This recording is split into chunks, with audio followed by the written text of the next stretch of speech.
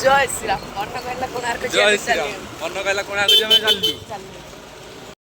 कोणार्क जो गाड़ी प्रेसर नाला पड़े जो गाड़ी प्रेसर देवाक आम आशीष गाड़ी प्रेसर चेक करता आ चिपी पारानी टायर टाक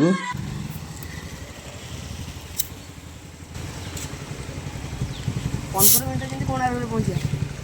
3 मिनट ना सेमती गाड़ी चल लोक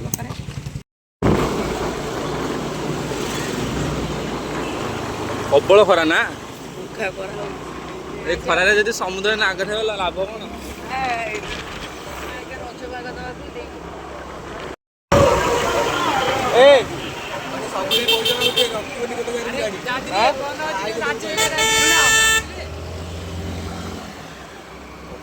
ए 200 लगा 50 टका ए पिपुंड 200 टका देले नले हबनी 150 ले हिजो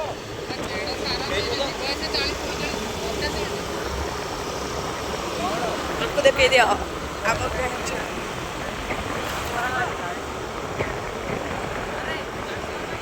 ट्रैक्टर गाड़ी रे कंदर चलाउची पंची गेले संदेह क्या बोला तूने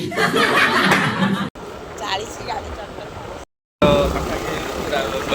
शीघ्र पहुँचातु बाटर भौणी मैंने मागुंट दौड़ी उड़ी पैसा मागुं से दिन हम 50 टका तेल पड़गली से रही रही मोबाइल मोबाइल खरा प्रबल खरा से पहुँची गाधे खरा देखा आगे वीडियो रखिलु कोणार्क आम रोड रे जाऊँ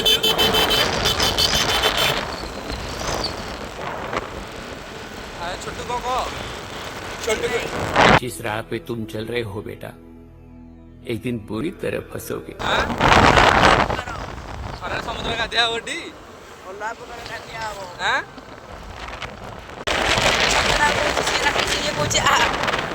खरा प्रबल खरा मामू मामू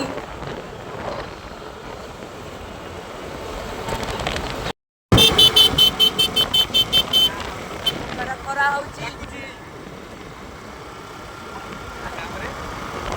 पाखा गेली मते कौन कह कोणार्क पहुंचले कहबी एई 34 पानी पी कोणार्क प्रबल खरा कोणार्क रे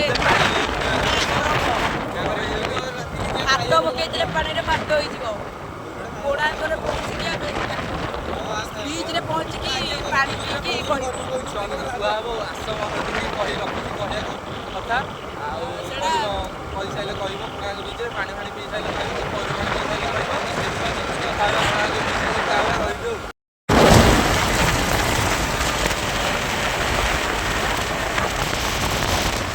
कोणार्क बीच हो गला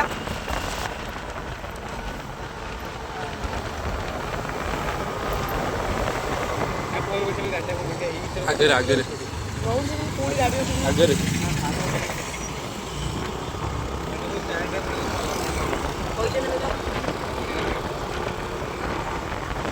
गाड़ी पूरी कति पड़बी आगे चिंटू तू बोले तो लाइसेंस बाहर कर गाड़ी भी चल पारनु जा लाइसेंस बाहर कर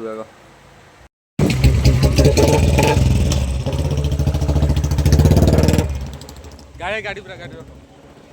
समुद्र रे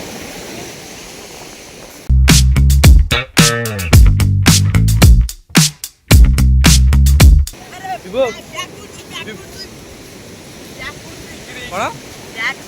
बैग रखी आउ गाधियाटी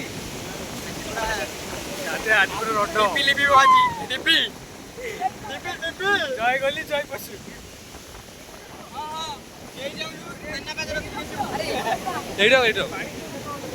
ये बैग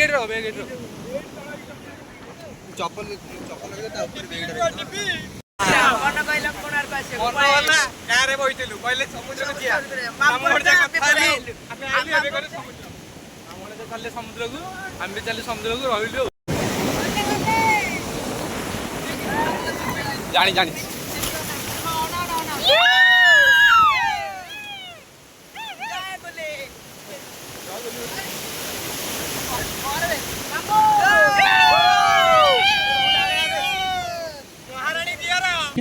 क्या बोला तूने? सुकून का नाम सुना है? हाय हाय इतना सुकून।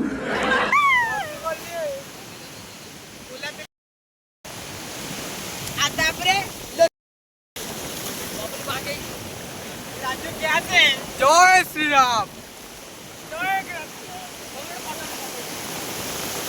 ठिया गोटे फटो उठा आसली आमर जो कौन कहलु टूरिस्ट ना मुंड कुंडिया दरकार नहीं डिक्कीरे सेमती पकईदे उदा गुराक ना जोड़ा ओदा से गुरा सब ताड़ी ଆମର ମୁଣ୍ଡ ଗୁଣ୍ଡ ପୁଣି ଗାଧେଇକି ପୁଣି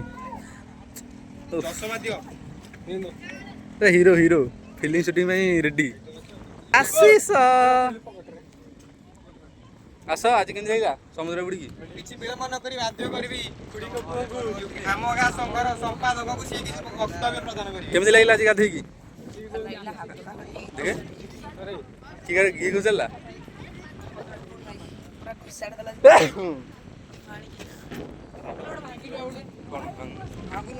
ଆମେ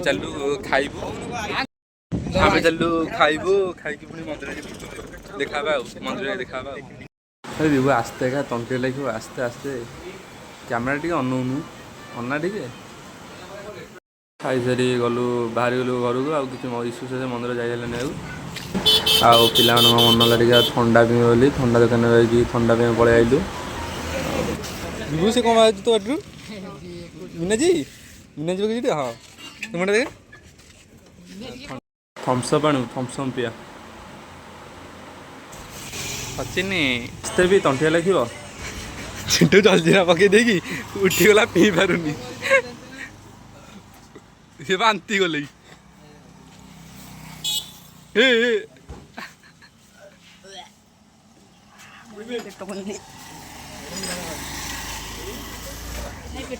ଗ୍ୟାସ୍ କ'ଣ ହେଲା ପିଇଦେ